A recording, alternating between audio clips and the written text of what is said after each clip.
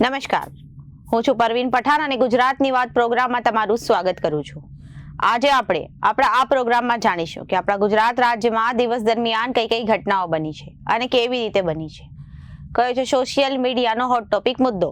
તે સમગ્ર જાણકારી વિસ્તારપૂર્વક આપણા આજના આ પ્રોગ્રામમાં આપણે નિહાળીશું. તો ચાલો જાણીએ અને નજર કરીએ શરૂઆતના મુખ્યના વિશેષ સમાચારો પર.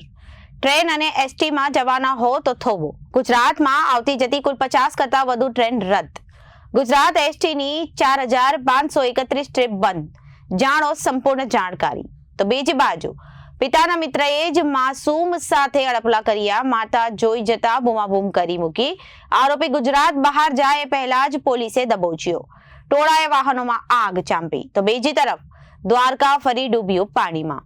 છેલ્લા 24 કલાકમાં ખંભાળિયામાં 18.16 ઇંચ વરસાદ નોંધાયો. ઠેર ઠેર છાતી અને ઘૂંટણ સમા પાણી ભરાયા. અને બીજી બાજુ જામતરા બિહાર યુપી જ નહીં, અલગ અલગ જગ્યાએથી થઈ રહ્યા છે સાયબર ફ્રોડ. બચવા માટે આટલું જરૂરી છે, જાણો સમગ્ર જાણકારી. તો બીજી તરફ સૌરાષ્ટ્ર કચ્છમાં હજુ મેઘરાજા આફત વરસાવશે. ડીપ ડિપ્રેશન ભુજથી 50 કિલોમીટર દૂર પોરબંદર, દ્વારકા, જૂનાગઢ સહિત આ જિલ્લાઓમાં ભારેથી અતિભારે વરસાદની શક્યતાઓ સેવાઈ છે.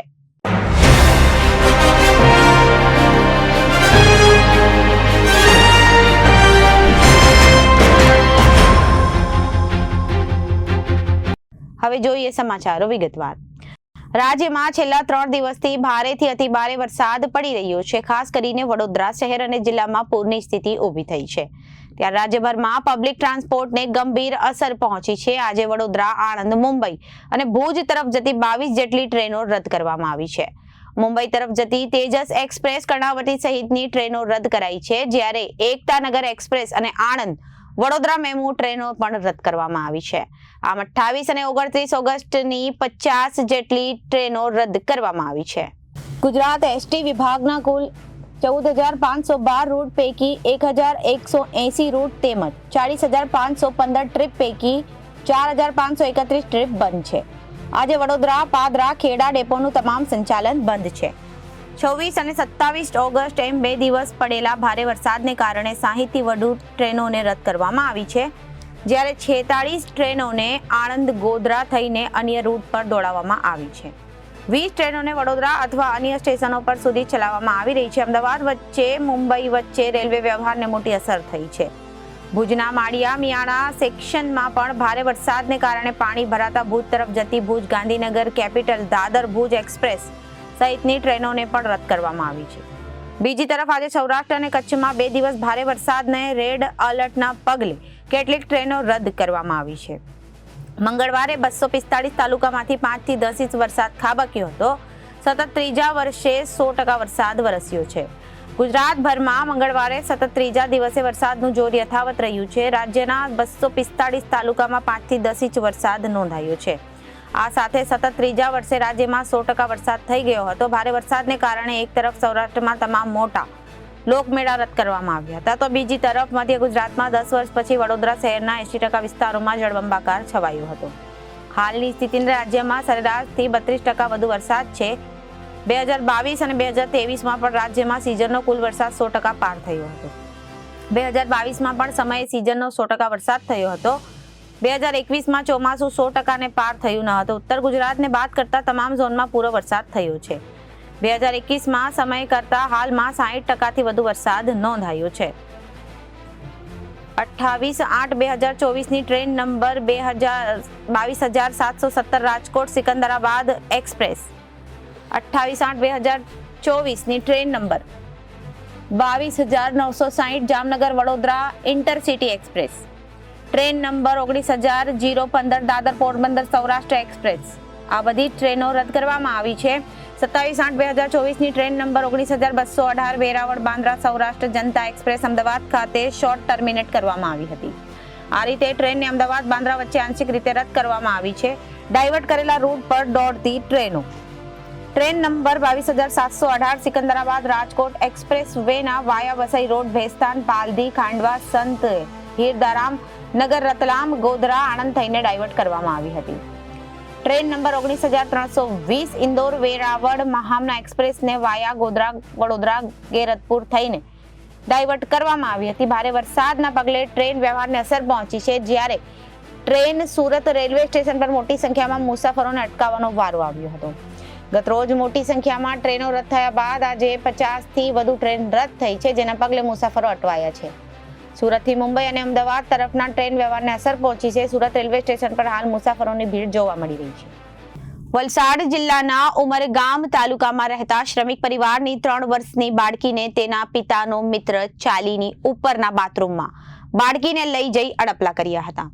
બાળકીની માતાને ઘટનાની જાણ થતા તાત્કાલિક ઘટના સ્થળે પહોંચતા યુવક બાળકીને બાથરૂમમાં મૂકીને ફરાર થઈ ગયો હતો. સાંજે ઉમરગામ પોલીસ ટીમને ઘટનાની જાણ થતા ઉમરગામ પોલીસે બાળકીની માતાની ફરિયાદ નોંધી આગળની તપાસ શરૂ કરી છે.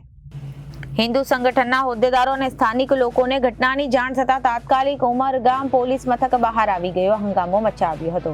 વલસાડ જિલ્લાના પોલીસ અને રેલવે પોલીસની ટીમની મદદ લઈને મહારાષ્ટ્રના પાલઘર રેલવે સ્ટેશન પાસે ટ્રેનમાં મહારાષ્ટ્ર તરફ જતા ઝડપી પાડ્યો હતો.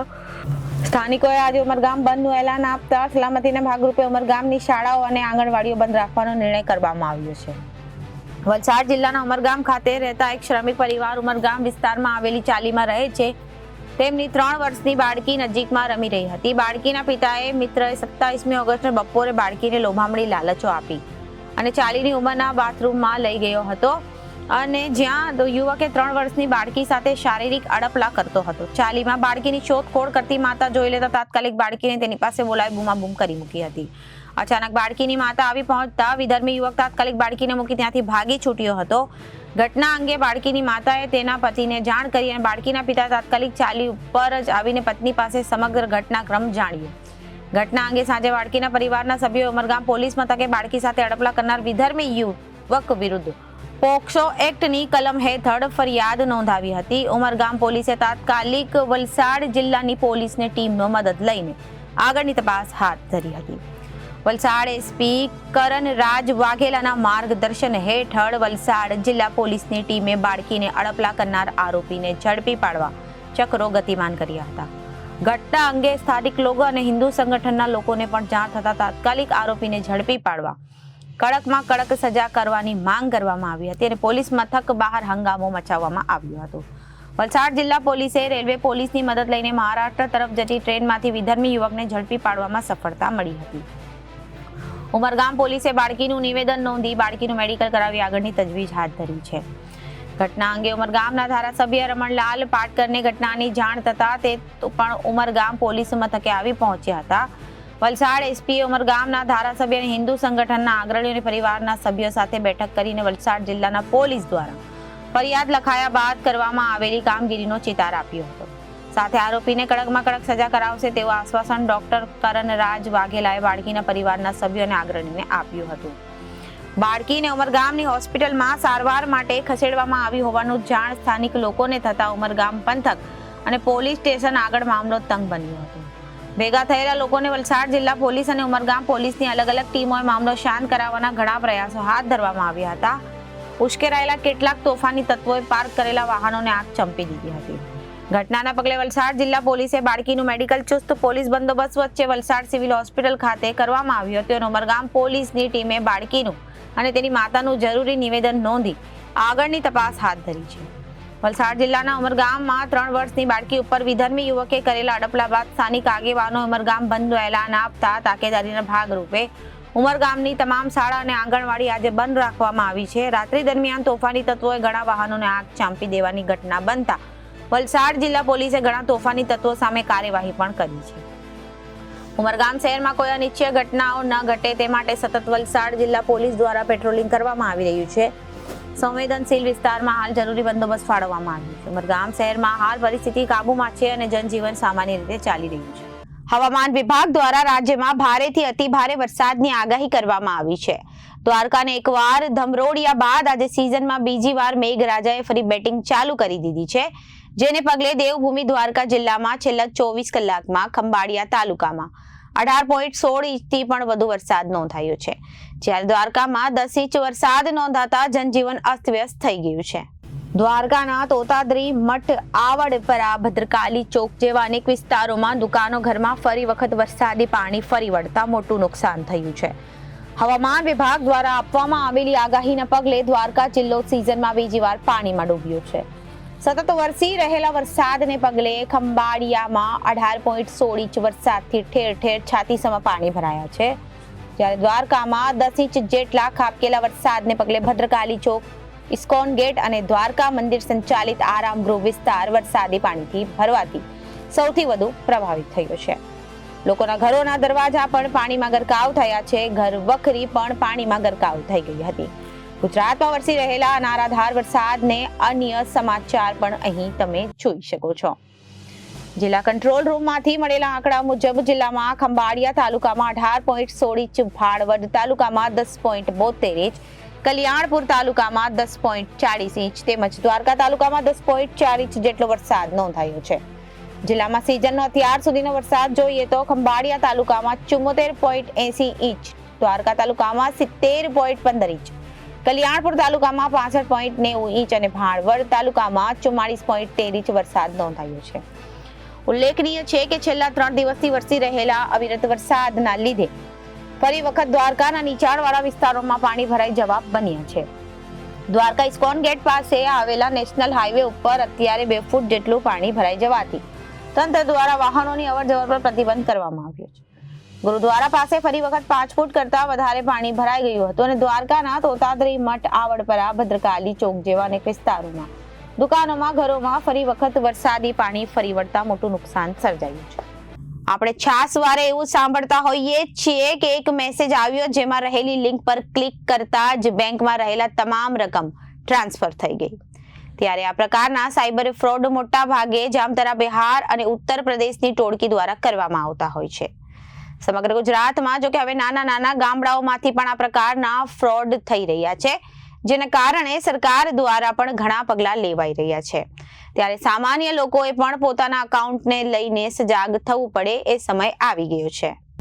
સાયબર એક્સપર્ટ સ્નેહલભાઈ વકીલે જણાવ્યું હતું કે સાયબર ફ્રોડનો શિકાર ગુજરાતના અલગ અલગ લોકો અલગ અલગ રીતે થઈ રહ્યા છે. કોઈના બેંક અકાઉન્ટમાંથી સીધા જ રૂપિયા ટ્રાન્સફર કરી લેવામાં આવે છે, તો ઘણા અકાઉન્ટ જ બોગસ ખોલીને તેમના રૂપિયા ઉસેટી લેવામાં આવે છે. ત્યારે સામાન્ય લોકો લાલચમાં ન આવીને અજાણી લિંક ક્યારે ખોલાવી જઈએ છે અને આજકાલ બોગસ અકાઉન્ટ ખોલાવીને રૂપિયા લઈ લેવામાં આવતા હોવાના બનાવો ઘણા સામે આવી રહ્યા છે. ઘણા ભરેલા ગણેલા અને પ્રકારની પ્રવૃત્તિઓમાં જોડાઈ ચૂક્યા છે. ઘણાના નામ પર બેંક અકાઉન્ટ ખોલીને તેનો દુરુપયોગ પણ કરવામાં આવે છે. જેથી ક્યારે પણ આધાર કાર્ડ સહિતના ડોક્યુમેન્ટ કોઈને આપવા જોઈએ નહીં, જેથી આ બાબતથી બચવા માટે જાગૃતિ ખૂબ જરૂરી છે. સાયબર ક્રાઇમમાં ગુનાઓ સતત વધી રહ્યા છે, ફ્રોડના અત્યાર લગીન આપણે એવું જોતા હતા કે જામતારા છે અને બિહાર છે અને ઘણા બધા યુપીના અલગ અલગ ગામડાઓ છે, તે જ જાણે કે સાયબર ક્રાઇમના હબ તરીકે આપણે જોતા હતા. પણ હાલમાં એવા ઘણા બધા ક્રાઇમ્સ થયા છે જેમાં અલગ અલગ સ્ટેટના પોલીસ ડિપાર્ટમેન્ટ દ્વારા ઇનિશિયેટિવ્સ લેવામાં આવ્યા છે અને તેમાં આપણે એમ કહી શકીએ છીએ કે ગુજરાતમાંથી ઘણા બધા લોકોને અરેસ્ટ કરવામાં આવ્યા છે. આ બધી વસ્તુમાં એક વસ્તુ આપણે હંમેશા ધ્યાનમાં રાખવી જોઈએ કે અત્યારે it is very essential to understand કે હરેક સ્ટેટમાં એવા ઘણા બધા લોકો આપણે મળી જશે કે જે એજ્યુકેટેડ પણ છે, અનએમ્પ્લોયડ બી છે અને એમને કમ્પેરેટિવલી એ બહુ વાયેબલ લાગતું હોય છે કે કંઈક બીજી વસ્તુ કરે એના કરતાં it is very easy to use cyber crime against the victims. એટલે કોઈક બી રીતના તેઓ સાયબર ક્રાઇમની એક્ટિવિટીઝમાં પોતાનું ઇન્વોલ્વમેન્ટ રાખતા હોય છે. આ ઉપરાંત એવા પણ લોકો હોય છે કે જેમના નામ પર ડિસ્ગાઇઝ કરીને જે ક્રિમિનલ્સ છે તે લોકોની સાથે સાયબર ક્રાઇમ કરતા હોય છે. એટલે કે આપણે એમ કહી શકીએ કે કોઈ બી વ્યક્તિના ફેક કેવાયસી યુઝ કરીને એમના નામના ડમી બેંક અકાઉન્ટ્સ બનાવવામાં આવતા હોય છે અને સાયબર ક્રાઇમનું જે ફંડ છે તે ડાયરેક્ટલી એમના જ અકાઉન્ટમાં શિફ્ટ કરવામાં આવતું હોય છે. એટલે જ્યારે બી આ કામના ઇન્વેસ્ટિગેશન થતું હોય આ કામમાં, ત્યારે ટાર્ગેટ તરીકે એ જ વ્યક્તિ જે છે તે સંકળાઈ જાય છે. આ બધી વસ્તુમાં બચવા માટે ઇટ ઇઝ વેરી એસેન્શિયલ કે સૌપ્રથમ તો એવા લોકો માટે કે જે ટૂલ બનતા હોય છે, તો જ્યારે બી કોઈ તમારા પ્રાઇવેટ સેન્સિટિવ કોન્ફિડેન્શિયલ ડેટા માંગતું હોય છે ત્યારે તમે બિલકુલથી ચેતી જાઓ.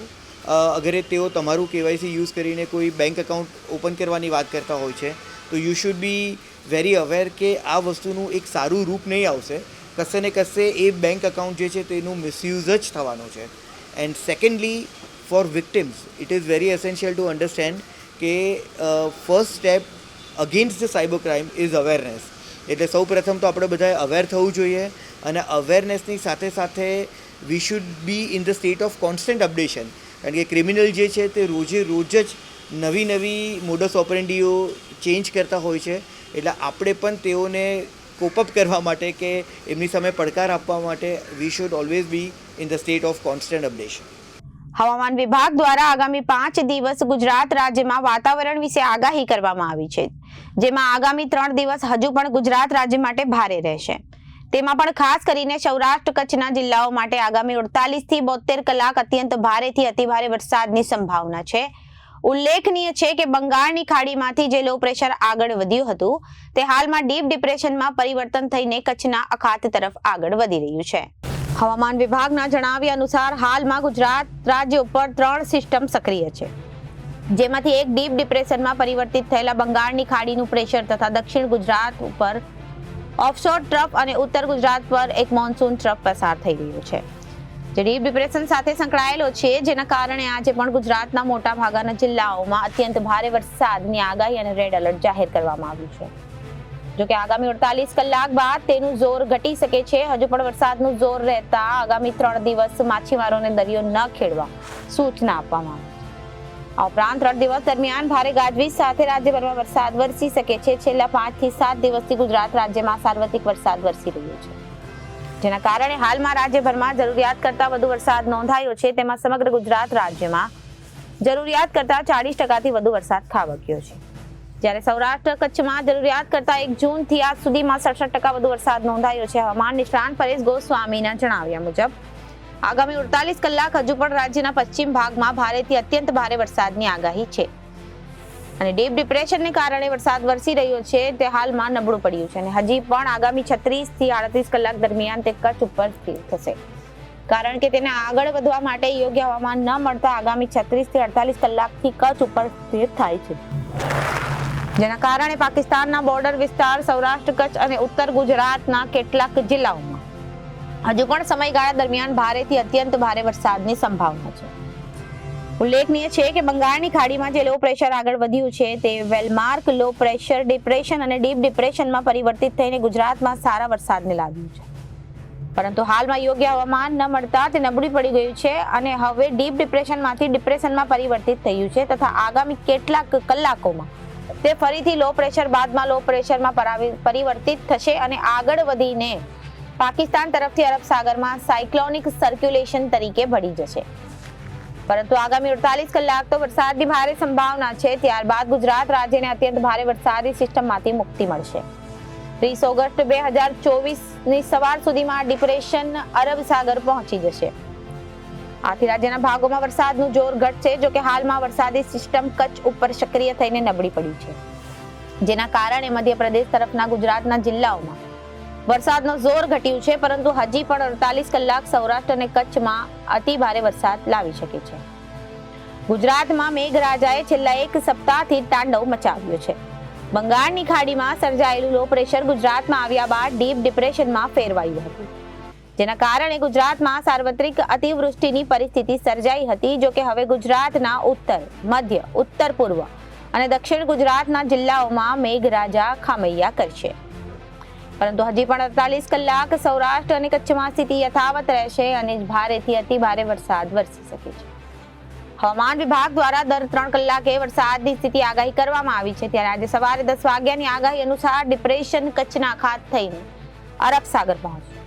તેના કારણે સૌરાષ્ટ્ર કચ્છના જિલ્લાઓમાં અતિ ભારે વરસાદ વરસી શકે છે. ઉલ્લેખનીય છે કે ગત 7 થી 8 દિવસથી રાજકોટ સહિત સૌરાષ્ટ્રના વિવિધ જિલ્લાઓમાં ભારે વરસાદ વરસી શકે છે, જ્યારે દક્ષિણ ગુજરાત અને મધ્ય ગુજરાતમાં પણ અત્યંત ભારે વરસાદ વરસતા તરાજી સર્જાઈ છે. ઠેર ઠેર પાણી ભરાયા છે અને રોડ રસ્તા બેટમાં ફેરવાયા છે. આ ઉપરાંત કેટલાક જિલ્લાઓમાં તો લોકોના ઘરોમાં પણ પાણી ઘૂસી ગયા છે, પરંતુ હવે આ તમામ સમસ્યાનો નિકાલ આવે તેવી પરિસ્થિતિ સર્જાઈ છે, કારણ કે ડીપ ડિપ્રેશન અરબ સાગરમાં ભળી જશે.